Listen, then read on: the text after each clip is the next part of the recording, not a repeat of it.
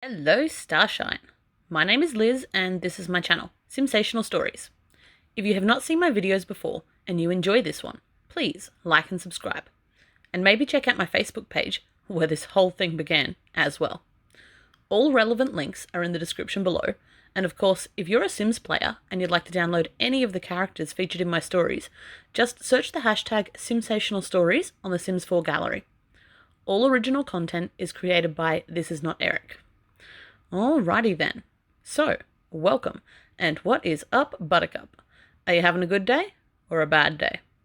Whichever your answer, please allow me to distract you from your life and tell you a story, a Simsational story. Before I begin though, I'd like to issue this blanket content and trigger warning. The following story is just Sims, hey. I'm not going to apologise for treating them terribly, if that's what I've done. But I do want to assure you now that although I mean absolutely no harm, I completely understand if you feel unable to consume my content. Many loves, and we will catch each other on the internet elsewhere. Okay, so now we've gotten that over with, let's go. Today's story is from the Chronicles of Cosmos, and we're at chapter 1. All subsequent chapters will be put into a playlist on my channel where you can hear the entire story in chronological order. So without further ado, let me introduce you to Cosmos Nimeroo. Magnus and Kelalia's daughter, Cosmos Nimeroo, was born the night of Halloween, something they always thought was rather perfect. She had a sneeze of destiny about her from the beginning. The little girl had her mother's natural green skin and her father's inability to morph. Unlike her brother Oberon, Cosmos would never be able to hide her inhuman half. For Cosmos's mother was an alien, and her father a human. She was a hybrid, an unnatural, but oh, so natural, complication of her parents' pairing. Of course, they never thought so. To them, like all newborn parents the world over, Cosmos was a wonder to behold. From the tips of her little green toes to the top of her little black head, she was oh so wondrous to them. Cosmos always was a contrary little girl, even from her earliest days. She was never quite intending to be, of course. She was only ever herself. But it just so happened that hers was a questioning and contrary kind of a soul. She never knew what it was in her that told her that she would be and was different, but she definitely knew it from the start. Cosmos's own father Magnus had been a scientist. Had been. Well, he still was. "One never really stops being a scientist," he told his children, "because the world never really stops showing us new things." And Magnus had surely lived a life that proved that to be true. Why, Magnus had a whole story of his own to tell. For years ago, when he had been young, Magnus had been abducted by aliens. It had been long, long ago, long before Cosmos had ever even begun to exist, when Magnus was just a lowly lab technician, fresh out of high school, beginning his long career as a scientist. He had been having a rather boring Saturday night, actually, until quite suddenly he felt the irresistible urge to walk outside, and the next thing he knew, he was floating above his own house, disappearing into a spaceship. It was wild, unimaginable, and utterly unbelievable, but all completely and utterly true, too. Magnus Down had been abducted by aliens, and not only that, but after he had been deposited back down on Earth, he was to find out that he was pregnant. He, a man, was pregnant with their genetic gift unto him. That gift had been Oberon, Cosmos's older half-brother. Unlike Cosmos, he was a true alien, able to conceal his inhuman half with a human magical mask. Nobody in the world ever had to know Oberon or her mother Kelalia, who Magnus had met when Oberon was a baby, were aliens, unless they decided to show someone. They were able to morph between their human shell and inner alien self at will. It wasn't ever like that for Cosmos, though. She wasn't a full alien like Oberon and Kelalia. She was a hybrid, a half-breed. And she had no special talents or secret self. She was only herself. Oberon explained to his little sister early on that he had special powers she did not. He could somehow choose how he appeared to the outside world, mentally.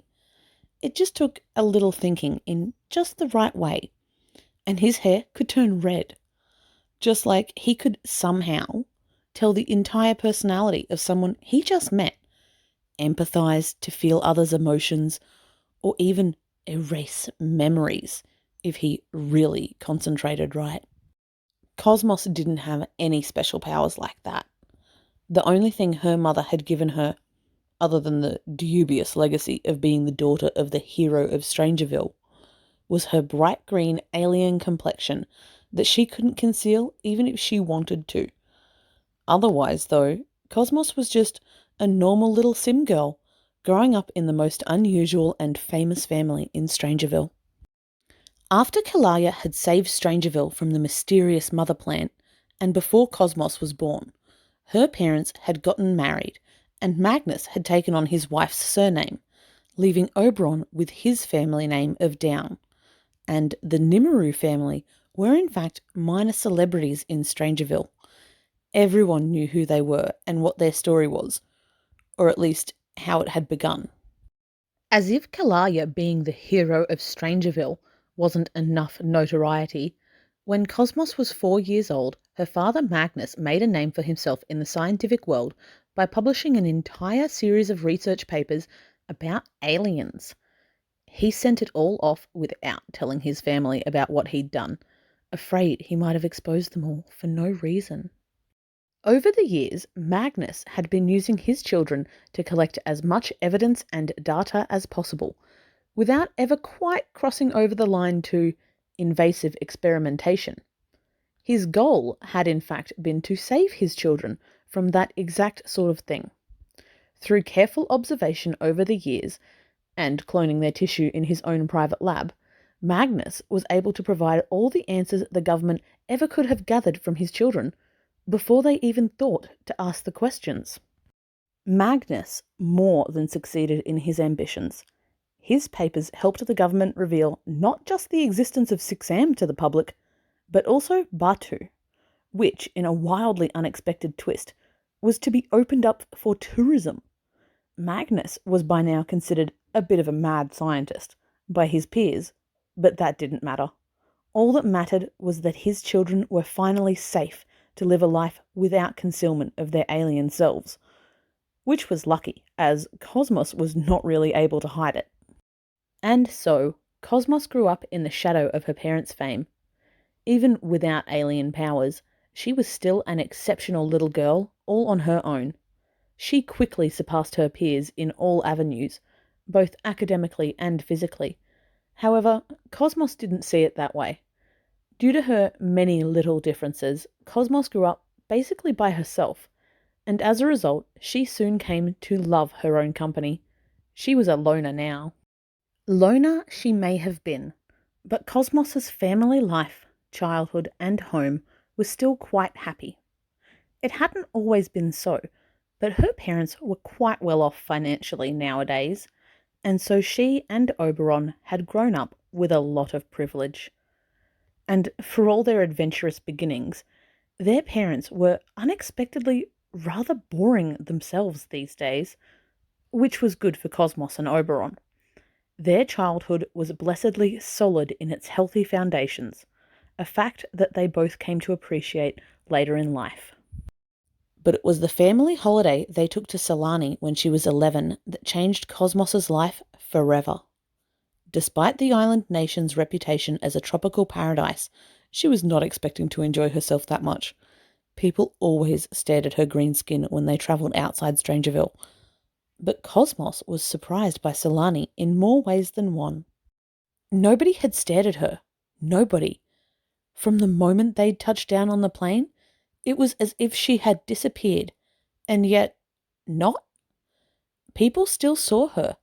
They even smiled at her as they made eye contact. But nobody stared at her. Not one person. Not even the little children. Cosmos couldn't understand it, but she loved it. She felt at home in Solani in a way she'd never felt before. And then something amazing, wonderfully amazing happened.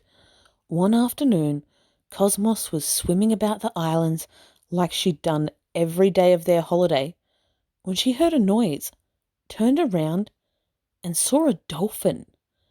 They had told her that the islands used to have dolphins, but that with pollution and tourism, they had ceased to come as close to shore as they used to. Well, this one wasn't exactly close to shore. Cosmos was a natural swimmer and often went out deep, but it was definitely coming closer. The thing was huge, easily twice her size, but she didn't feel scared for a moment. Something inside her almost felt connected to the dolphin in a way she couldn't begin to understand, let alone explain. As it swam closer and closer to her, Cosmos just stared at it in silent awe, her grey-green eyes shining with wonder as the dolphin came right up to her. She reached out a hand. Cosmos called her dolphin Starshine, and Starshine soon answered to her name. She was a magical secret miracle to Cosmos, who didn't tell anyone about her experiences out at sea, and they would play together in the afternoons every day. She didn't know what had drawn the dolphin to her, but she was grateful and pleased all at the same time. Cosmos didn't know why exactly she was keeping Starshine a secret, but she knew she had to.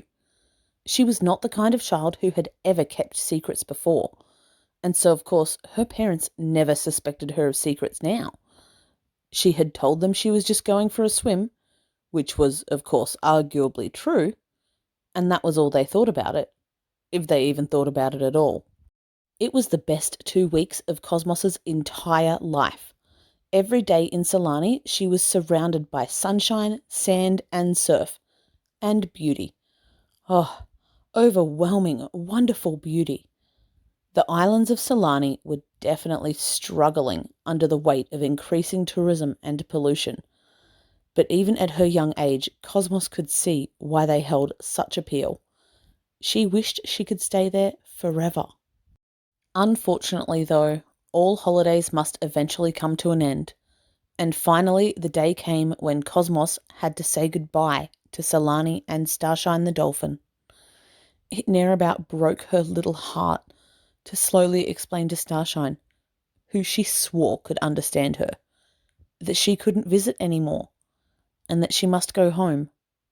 But she promised that someday soon she would come back. And that brings us to the end of Chapter 1 of the Chronicles of Cosmos. If you've enjoyed this video, don't forget to like and subscribe so you can tune in soon to hear the next chapter. Or like I said, look us up on Facebook. Bye!